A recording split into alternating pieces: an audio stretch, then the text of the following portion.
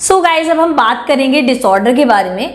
Disorder जो होता है वो डिसेबिलिटी का पार्ट है, विच मीन्स डिसऑर्डर की अगर मैं बात करूं इसमें मेंटल डिसेबिलिटी की बात करी जाती है।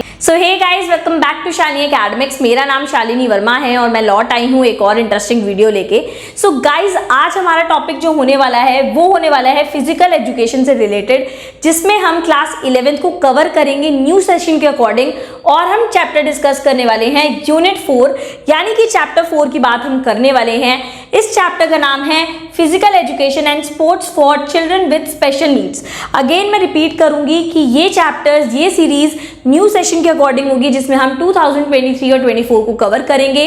तो चलिए देख लेते हैं। स्टार्ट करने से पहले मैं आप सबसे रिक्वेस्ट करूंगी कि अगर आपको मेरे द्वारा पढ़ाया गया कंटेंट समझ आता है और आपको लगता है कि आपकी लाइफ में कुछ वैल्यू ऐड हो रही है, तो आप मेरे चैनल के साथ जुड़ सकते हैं। आपको लाइक, शेयर, सब्सक्राइब करना है और नीचे दिए गए बेल बटन को प्रेस करना है ताकि मैं जैसी कोई भी वीडियो डालूं उसका नोटिफिकेशन आपके पास पहुंच जाए। तो चलिए आगे बढ़ते हैं।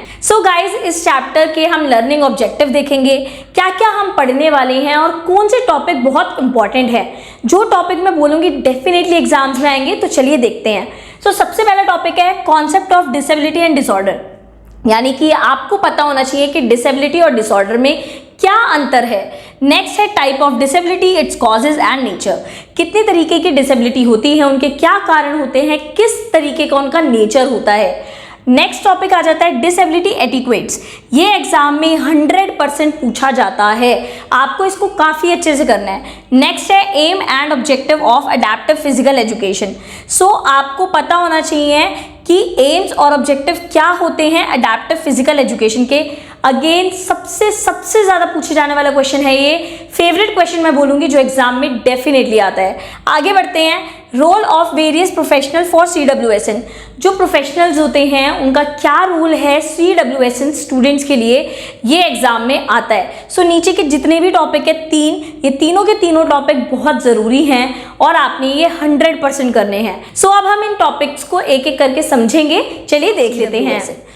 इस चैप्टर में एक स्पेशल टर्म यूज होने वाली है CWSN। क्या है ये टर्म हम डिटेल में समझेंगे।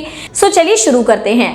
गाइज आज हमारा जो टॉपिक है वो बहुत ही स्पेशल है, concept of disability and disorder, which means आज हम अंतर समझेंगे कि डिसेबिलिटी और डिसऑर्डर में क्या अंतर होता है। स्टार्ट करते हैं।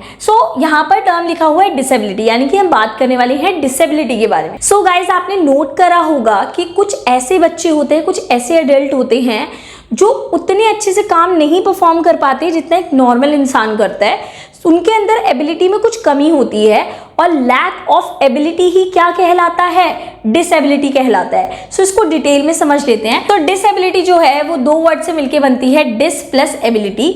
डिस का मतलब होता है निगेशन एंड एबिलिटी का मतलब होता है वर्थ।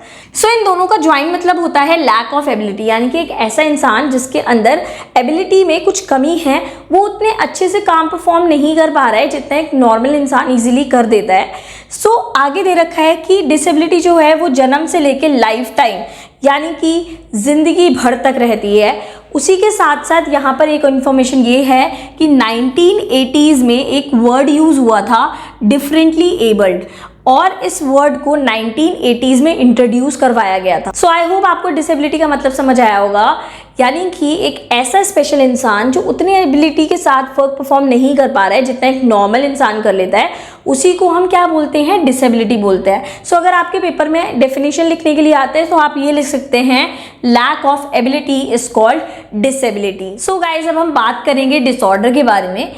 डिसऑर्डर जो होता है वो डिसेबिलिटी का पार्ट है, विच मीन्स डिसऑर्डर की अगर मैं बात करूं इसमें मेंटल डिसेबिलिटी की बात करी जाती है, यानी कि कोई ऐसी कमी आ जाना, वो भी मेंटल लेवल पे कमी आ जाना, उसी को हम क्या बोलते हैं, डिसऑर्डर बोलते हैं। यहाँ पर दे रखा है the abnormal behaviour, idea, feeling, assumption and relation, यानी कि एक इंसान नॉर्मल बिहेव ना करके अलग तरीके से जब बिहेव करता है, किस किस टर्म्स में, आइडिया के टर्म में, फीलिंग के टर्म में, एजम्पशन के टर्म में या रिलेशंस के टर्म में, तो हम बोलते हैं कि उसको डिसऑर्डर है।